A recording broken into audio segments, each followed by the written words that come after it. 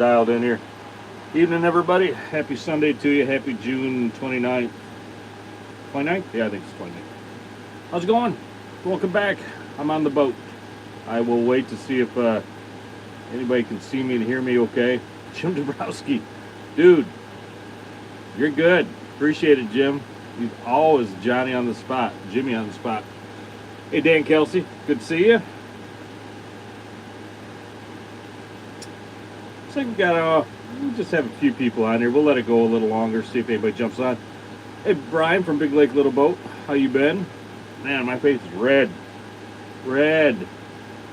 Thanks, Dan Kelsey. Hey, you can see that. You know, I've said this on channel before. I do have eczema. I have eczema right there. You can see it. They're right there in the nose. Anybody else suffers from eczema, pain in the butt. Not much you can do about it. Hey, everybody. MPA, good to see you. Rick W. Wancour. Rick, I always say your name wrong, so I'm just going to say Rick W. Anyway, good to see everybody. Looks like we're starting to pile up people now. Jim Levitt, or John Levitt, I'm sorry. I'm not on my phone, so I'm not at the studio tonight. You can see that I'm sitting in the boat. So I'm looking at my phone. The letters are very small. I went to the doctor the other day, and I was surprised to find out. Thanks, Taylor. Yeah, thanks. Yeah. I was surprised to find out I still have 20/20 vision. In fact, I still have 20/10 vision in one of these eyes. I think it's the left eye. But my hearing's awful. So I can see good. This ear's pretty good. This ear has been around way too many loud things in its lifetime, so that one's starting to go. It said Larry Buckle just became a member of the membership. Larry, if that was you, if you just joined up, thanks, Larry. It's good to see you on here too. Haven't seen you down at the marina yet this year, but thanks for joining up. If you just did, sometimes this system is weird. Sometimes people have been on here for a long time as members, and then all of a sudden they pop up as new members. So I don't get it. I don't know why it does that, but thanks, Tracy. Appreciate it. Okay, Larry, I got you. Eric, and yeah, we're going to talk about the fishing. I don't have much else to talk about. We're just going to go over a fishing report. We'll do a question and answer if we got anything. I'll show you what's been working. I'll talk about what's been working. Got you, Larry. Thanks. Dave Robbins, good to see you from Black Sheep Lures. If you haven't checked out Black Sheep Lures, make sure you do that. BlackSheepLures.com, I believe, is the website. I'm almost positive that's it, but good to see you there. Dave? Yeah, let's, we got around 70, 80 people on here, so let's jump into whatever we can here. We'll pass the time real quick, and then we'll get you guys out of here. You got better things to do on a Sunday night. All right, hey, one thing I do want to mention is yesterday I had a cameraman on the boat. I have found two finalists. I had a bunch of people interested in the position as a cameraman and editor, or camerawoman and editor, or whatever you want to say, camera person, editor. Either way, I had a bunch of people that were interested. I narrowed it down to two final people. One of them was on the boat yesterday. Went out with a trip with us, with my good little friend Stevie, his mom, and his brother. We went out, had a really good day of fishing. It was filmed the entire day. He is in the process of editing it right now, so we should have it available in the next day or two. Then the other finalist is going to be out with us. I'm hoping next weekend. Excuse me. I just had some soup. Of all things to eat on a hot day, I just had soup. I'm hoping that one will be out on the boat next weekend. He'll do a video as well, edit it, and get it on the channel. Well, I'll figure out which one fits the channel better. If they're both really good, I might do a rotation type thing if they're interested in doing something like that. So I'm excited. Should be fun. Should be a good time. But yeah, let's talk about the fishing report. Kings, Manistee, not so good. I know Wisconsin right now is getting them really good, and I don't have any information, of course, over there. I don't have any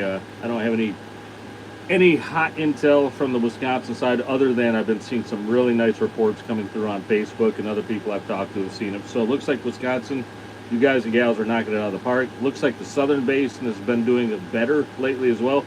Brian from Big Lake Little Boat, you're on here. You fish that area all the time. If anything you want to add in, that would be much appreciated.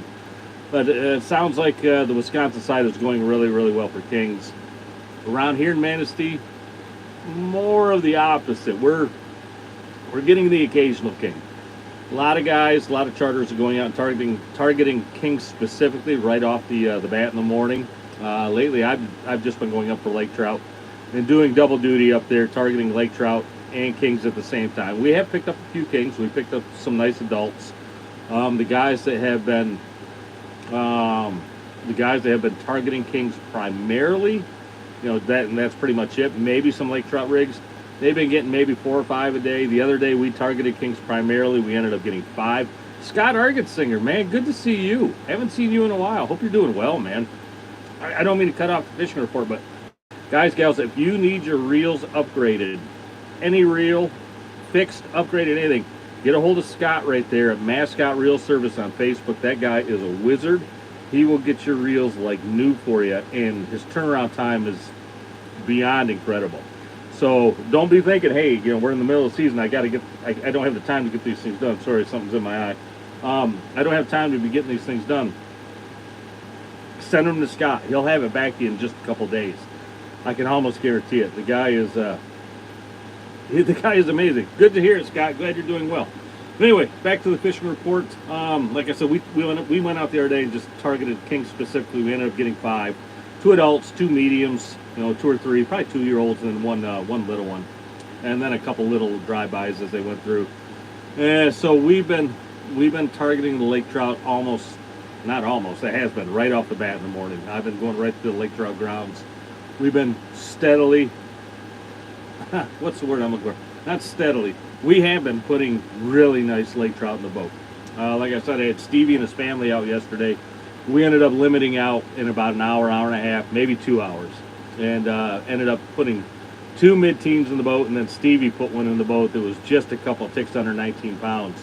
And the rest of them, you get down into that 4 or 5 pounders, you get a couple, 3 of those, but the rest are in that 6 to 10 pound range. And I'll tell you right now, I'll take a box of those fish all day long. All day long when the king fishing is tough. I get it. The lake trout don't fight like kings, but I've yet to have a group of people come on the boat and go lake trout fishing with me. They got done at the end of the day and said, well, that sucked, because it doesn't. It's a blast. If you've never lake trout fished and you're just knocking it because you've seen other people knock it online, I would come try it for yourself before you make up your mind on that thing, because it's absolutely fun. Doubles, triples most of the morning. Hot action. Like I said, we've been limiting out. Today we limited out by 7:45 with 12 fish in the boat. So good times. I'll talk. Eric, and you love lake trout fishing. I'll talk about what we've been doing up that way, but right now I'll show you what has taken kings for us and what I'll continue to run over the next at least next week or two. I'm curious to see where this season goes, because I know right now we all got spoiled last year in the way the fishing was last year. The fishing was just so incredible last year. We had kings early, we had big kings early, we had hot action pretty much from May until the end of the season with kings, lake trout, coho. It was absolutely, bar none, it was the best season I'd ever seen. Huey Merrill, thanks for the super chat, man. Much appreciated. I'll give you a like on there if I can. I don't know if it'll let me not. Anyway, thanks, Huey. Good to see you, man. Oh yeah, so we got spoiled last year, big time. And if you were new to the game last year, Nathan Peabody, you also, thanks, man. Much appreciated on the super chats, guys. If you were new to the game last year and you got out there and you just tore it up, understand that not every year is going to be that way. I'm not going to say last year was an anomaly. It can be that way it can be that way often. I'm not going to say every year, but it can be that way often if the characteristics and the water is right, the weather's right, the stars line up. It can be that way often. And this year has been an enigma for most of us. It just has been cold water, cold winds, steadily from May until now. The water is just now starting to warm up out there. Surface temp, I think, is right around 62, and that's staying down to about 90 to 100 feet. It's 62 down before it breaks off into some colder water. So we still don't have a real good thermocline set up out there. We really don't have a real good A real good pattern set up out there. The only real pattern there is so far this year is there is no pattern. The only consistent is there has been no consistency. So it's been all over the place for us. So I have no doubt it's going to get good. We know how this works. Right now, the Kings are over towards the Wisconsin side. Over here in East Wisconsin, we're waiting for those Kings to get here. And we're jealous of you guys and gals right now. And then come late July through August, you guys will be jealous of us. And we all get our fair share. So I think that's pretty much the way it's gonna work out this year. I think we're gonna have good fishing. There's no doubt about that. The numbers are out there. The bait is out there. The numbers are out there. I just think we're not going to really start getting those fish until, I mean, it could be as soon as, it could be tomorrow. Who knows? But my gut feeling is mid-July, somewhere in there. Maybe sooner, but mid-July, towards the end of July, I think it's going to start really, really picking up. But don't be afraid to go out there and fish anyway. There are Kings out there. When we fished the other day, we fished from straight out of Manistee in the 15s down to the bottom part of the 12s. And we hit 1 and 2 right away, and then we hit it was just a trickle the rest of the day. And we ended up, like I said, we got 5 fish. I think we lost 1 or 2. It just was not on fire for us. The other captains that I've talked to and I've seen come into the cleaning station and other marinas, 5, 6 Kings, pretty average right now. Michael Gothard, thanks for the super chat, man. Much appreciated. I'll throw a heart on there if I can. The system, yeah, there we go. Yeah, so it's just not quite there yet. And then there's days where I talk to some guys and they're coming in with 10 Kings or 12 Kings. And it seems to be, if you find the pod right now, if you find that magic spot, you're gonna get a nice box of fish, silver fish as well. So it's like I said, the only pattern right now is there is no pattern. If you can go out there and you can find that little pod, more power to you. If they're there 2 days in a row, you're getting really, really lucky. So we'll see. We'll see. That's all I can say. I know it's still going to be good. Don't take this as like, hey, Chris says it's going to suck this year. It's not. It's going to be really good. It's going to make its own time. It's going to go its own way, and we'll know when it happens. So anyway, I'll show you what has taken Kings for us and what I'm going to continue to run. I'll show you the spoons first. How about that? The A-bomb, of course, that is in the DW size. You can tell the DW size, it's got a split ring on it, so that's the medium size. That one's always out there somewhere for me. That's taken 1 or 2 over the last week and a half. Fuzzy Bear Green Slice. That spoon over the last 2 or 3 years has been a staple for me. Just always a good spoon. Normally out there somewhere in the spread. Bloody Nose, mag or standard. That's a moonshine, but the Dreamweaver is excellent as well. And that is an American-made moonshine. That's about the only moonshines I will run right now. I have one non-American made in the spoon box, and I can actually look in that spoon box and I can point to which one it is. It looks that different from the other ones. So anyway, Bloody Nose, like I said, also in the standard. That's a mag. We've had a lot of big bait. I will say that. The fish that we have cut open. Todd Doobie, thanks Todd, appreciate that, man. Thanks for the super chat, much appreciated. Supports the channel. The fish that we have cut open have had anywhere from medium-sized alewives to big 4 or 5 inch alewives. So the bait has been big. So I have not been afraid to run mag-sized spoons, and that's one thing I've thrown out there in the past. If you haven't seen that in some of the past videos, when you're cleaning your fish, look in the stomachs, see what they're eating on. If they're eating on small size alewives, run the smaller spoons. If they're eating on large size alewives, you can see the difference. Run mags, run a mix. So don't be afraid to take a look inside there. Do a little biology, whatever that's called. Anyway, next one I just showed it, but the half green jeans, or also called the green shorts. That's been on my mate's downrigger most days. That's taken a couple of really nice adult Kings. He loves that spoon. Blue shorts and green shorts. He loves that thing. And I watched him catch enough fish on that I love that thing as well. And then Wonder Bread. RV, UV, or just regular old Wonder Bread. Always out there for me. spinnies and paddles. I'm going to show you this, and you're going to be like, you're just showing me this because it's named after your boat and you came up with it. That's crap. It's not. This is Dave Robbins. Thanks for the super chat, man. Awful nice of you. That's not the reason I'm showing you that. That is that dark blues dagger on there. That thing has been the only consistent spin doctor for me this year. They only make it in the 8-inch.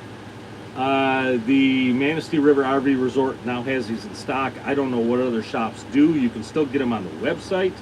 That thing has been my most consistent. If I expect one of my spin doctors to go in the morning, it's been that one. So I've been running that with a Money Shot fly. I've also been running it with a blue-green dolphin fly, pickled sunshine, or riverside. It's been good. And by good, I mean it's taking fish. So it has been really, really good, but it's been my most consistent spin doctor by far. And then the other one was that paddle that came out in that custom kit over the last couple of days, that black one. That's taken three rips in the last 2 days, and I'm running that. That's got a Money Shot fly on there as well, but I've also been running it with the KRW Blue Green Dolphin, the DREAMWEAVER Pickle Sunshine, the KRW Riverside. All of those I mix and match in from time to time. If one's not going, I'm grabbing one of those other ones I just mentioned and throwing it on there. And if you don't know how to run these things, if you like, hey, I don't know what the heck that thing is. Last week on this show or on this channel, I did a deep dive into divers, flasher flies, leader links, how I run those things, what works for me. If you have not watched that last week and you're looking at these things, you're like, well, I don't know what the heck that thing is. It looks like a license plate. It does, but there is a way to use these things very effectively. So hop back in the last week's show. Danielle Robbins, see you on here as well, the other half of Black Sheep Lures. Good to see you. If you don't know what you're doing with these things, hop back in the last week's show. There's a lot of good information on there. Deep, like I said, deep dive into divers, flasher flies, paddles, leader links, all that. It'll be there for you. What else do I want to say? Let's talk about the fishing and where I've been fishing lake trout. So I've been fishing lake trout up into the 18s up to almost the 24s. And 90 to 100 foot of water has been pretty darn good. There are still some weeds in there. There's still some slime lurking about in there, and that's just the stuff down on the bottom. But I've been running double chromes or double gold spin doctors down on the bottom, 4 divers, with whirligigs or spinning glows behind them. Now, if you want to pick out a whirligig right now from DREAMWEAVER, look for one that has UV wings on it. By the wings, you'll see what I mean when you see them. Look at the whirligigs on DREAMWEAVER. Look for ones that have UV wings on them right now. The glow ones haven't been working so well, but the UV winged ones have been the go-tos. Run those, like I said, right down on the bottom. Get your divers down there. Get them down there. Go slow. I'd say 1.9 to 2.1 has been our key. You can run one down on your center downrigger if you have a center downrigger, or your deepest downrigger. Get that down on the bottom as well. Just be careful. If you're new to lake trout fishing, I would highly recommend starting off with just one diver per side and maybe one downrigger. And as you get better, you can get into the double divers. The issue is when you're putting all your stuff down on the bottom, the more stuff you get down there, the more apt you can really tangle some things up. And when you have your lines out anywhere from 350 to almost 500 feet out there, when you tangle something up, especially on a wire diver, you're going to lose a lot of gear.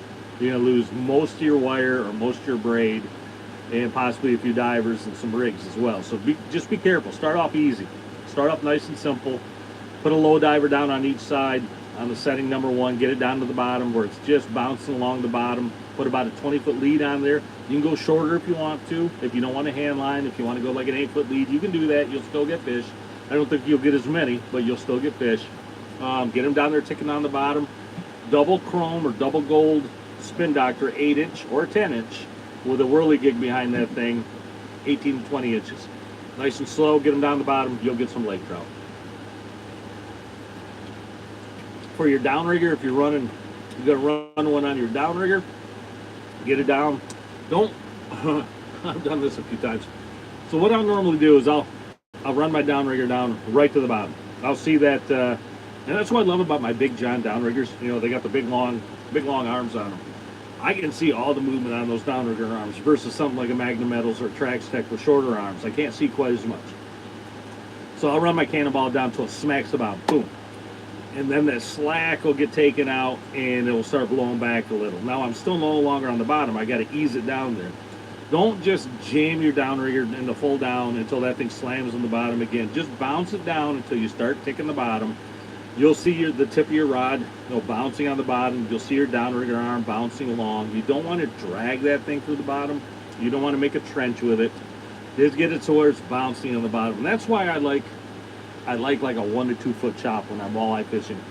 You'll see that boat rise up and you'll see that downrigger ball come back down. You'll see that arm bounce. You'll see the rod rather bounce. You know you're in the right zone.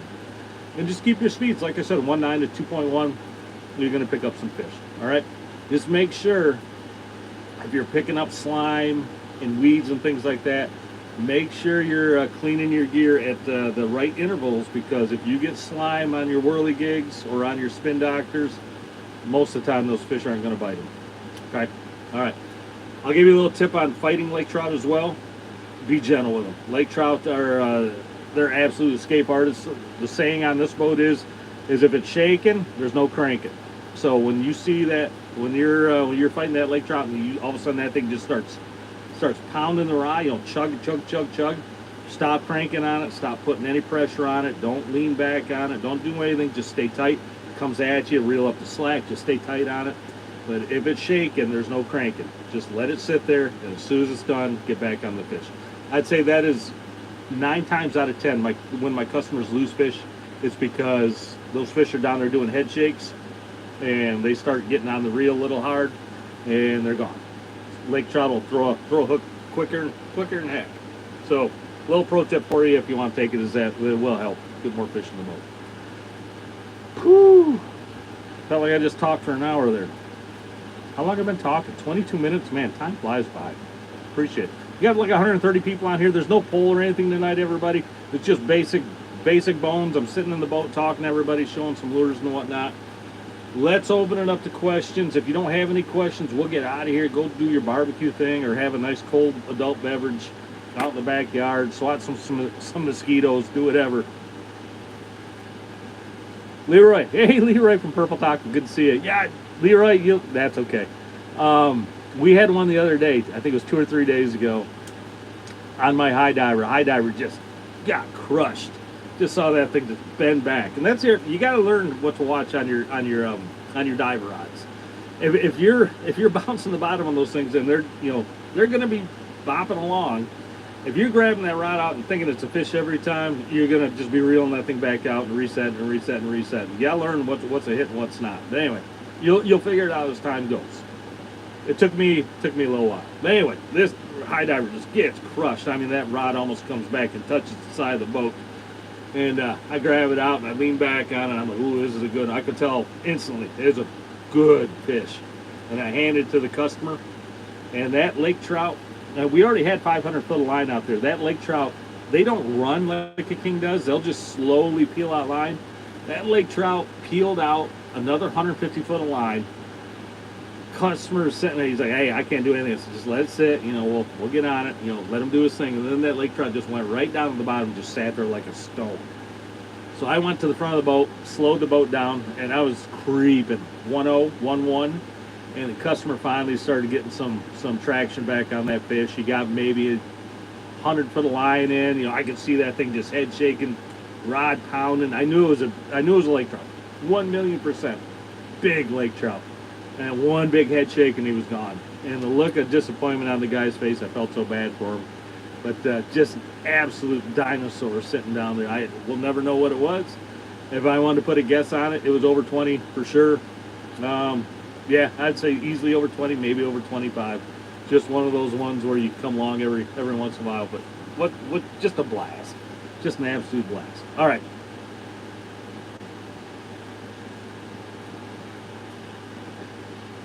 One of my thoughts on something jets behind something for salmon. Check them out, jet divers behind boards, I think maybe for salmon. If you are, I've never done it, so I don't have an opinion on it.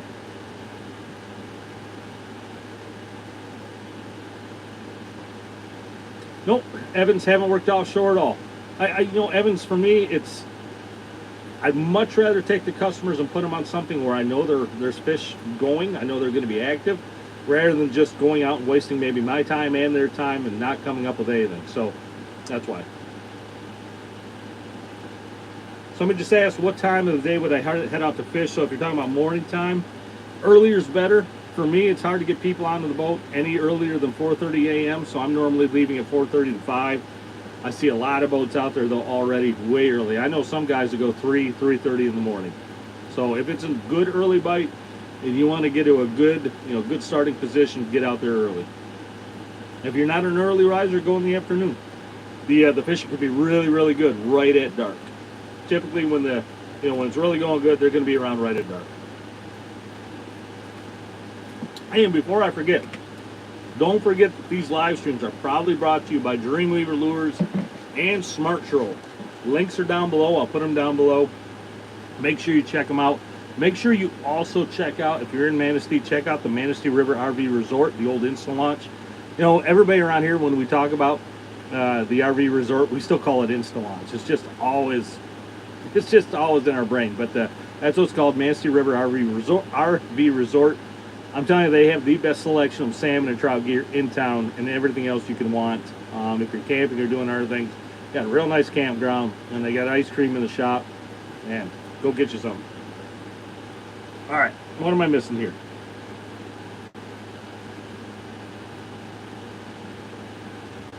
Greg, what's happening with the Kings? I just covered that pretty extensively, Greg. It's a mix of water temps, bait, and where the fish go on a natural basis. I know you got a trip with me, Greg, and I know you're going to want kings. If you're one of those types of groups, you don't want lake trout, we can go fish kings primarily. I'm just going to let you know, there's a good chance that they may not be present, and we may not have the day that you're expecting. And there's nothing more than a charter captain wants is going out and giving their clients exactly what they want. And I wish there was some kind of magic wand I could wave and say, hey, the kings are out there, we're going to go put 20 in the boat. I can't perform magic. So I'm just being transparent and honest with everybody. Hey, I'll reach out to you though, Greg. Make sure that we're up to speed on what's going on. All right, I'm missing comments, so make sure to put them back up there if I did, please.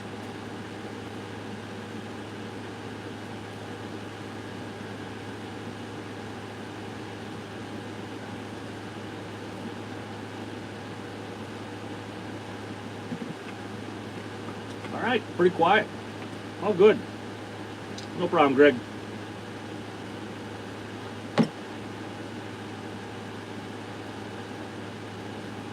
Okay, looks like we're winding down. That's great. It's hot out, Sunday night. Go do other things. There's much better things to do than sit here and talk with me, unless you really, really want to. Then there's something wrong with you. Stevie, Tanya. Stevie's on there though, going through his mom's account. Stevie, good to see you, man. Stevie, look on the thumbnail of this video. That's you on there with your almost 19-pound fish.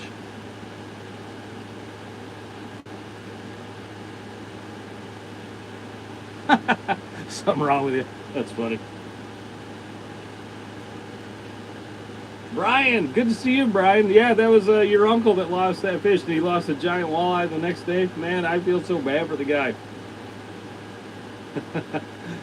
Stevie, Tanya, I'm glad you guys had a good time. I'm telling you, if you've never fished trout and you're one of those people stuck on kings, give it a try. Give it a try. I don't think you'll be disappointed. Like I said, I've never had a customer, client group come back in at the end of a day fishing trout and go, that was disappointing. Every one of them comes back in with a nice smile on their face. So, hey, everybody's different. I don't judge anyone. All right. 130 people on here, 25 thumbs up. Thanks for that so much. We had super chatters. Thanks also for all of that. X2 for ion control question. Hey, good question. Those are two things that I do not use, so I cannot give you any kind of in-depth opinion on either one of those. Sorry. Mark out of Sheboygan. Yeah, sounds good. What water temp's good for trout at 100 foot down? They're just on the bottom. You really don't have to look for a water temp break or anything like that. Somebody asking about a black box. So yeah, I've heard about black box controllers before. Eric N's asking about that. So positive current or positive ion versus negative ions, there's a big debate on that. There's some guys and gals out there that swear by the positive ions. Some guys swear by negative ions. One train of thought is one brings fishing into your spread or the other one does. There's so much debate on that. I don't know where the truth lies. My point of view on it is I try to eliminate any stray currents going off my boat. I've seen boats out there, I've been on boats out there that are super, super fishy, and I've been on boats out there that are super not fishy. What I mean is one boat can catch a ton of fish, one boat seems to not catch a ton of fish. And what I found over the years that makes the difference is stray current going into the water. And that's just my humble opinion. I'm no scientist, I have nothing more than just experience. Stray current going in the water, though, I have found that will repel fish. And this boat, actually, I was having some issues with some negative currents going off into the water. I had, what was the issue?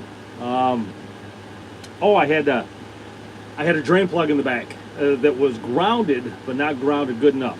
So a lot of that current was going down into the water under the boat.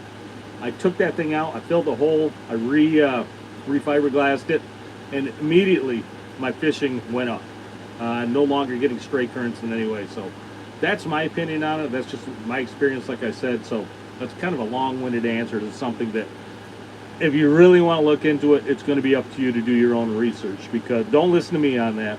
I'm not enough of an expert on anything, especially in that, to give you any kind of ground basis. Go do your own research. Yeah, galvanic corrosion is one thing. You know, you should be running zincs on a lot of your stuff also. If you have,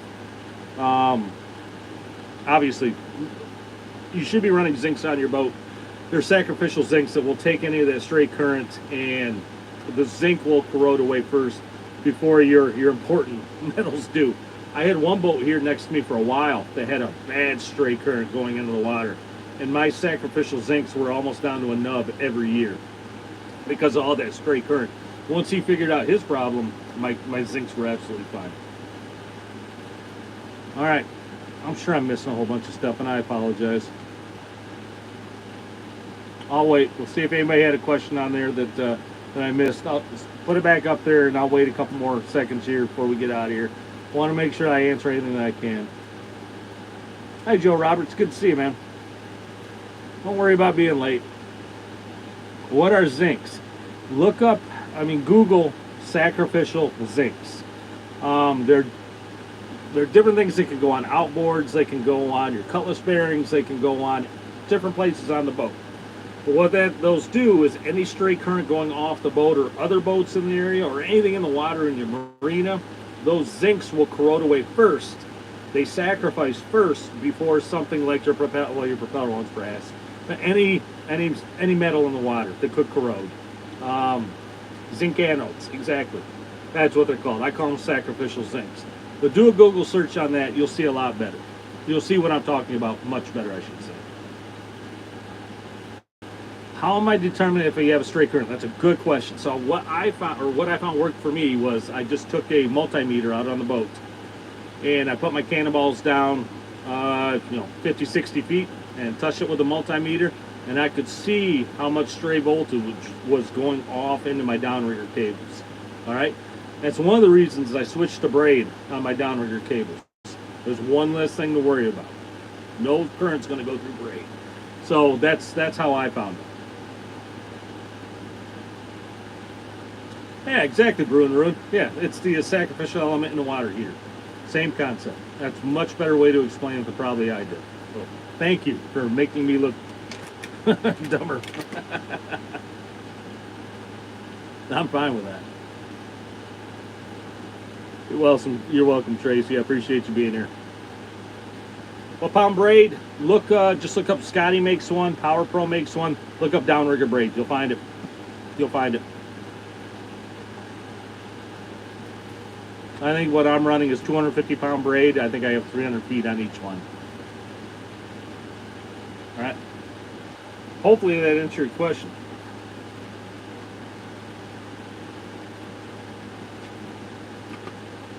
All right. A Gatorade's empty. We've been here for a half hour plus. Oh, bro, don't worry about it, man. No, it's all good. That's a great explanation. That was a really good explanation. All right, let's get out of here. Thanks so much for everybody. Thanks for being here. Look for that video coming out in the next couple of days. I'm excited to have a cameraman on board. I'm planning on putting out a video every week of a charter trip. Really looking forward to bringing you guys and gals some great content throughout the entire summer. Check out DREAMWEAVER Lures, check out Smart Troll, and check out the Manistee River RV Resort here in Manistee. You will not be disappointed. If I'm there, come up, say hi to me. I will buy you an ice cream cone if I'm around. Or you can buy me one. How about that? Okay? Yeah, I'm better with it. All right, cool. Out of here, everybody. Thanks again, everyone, for being here. See you next week.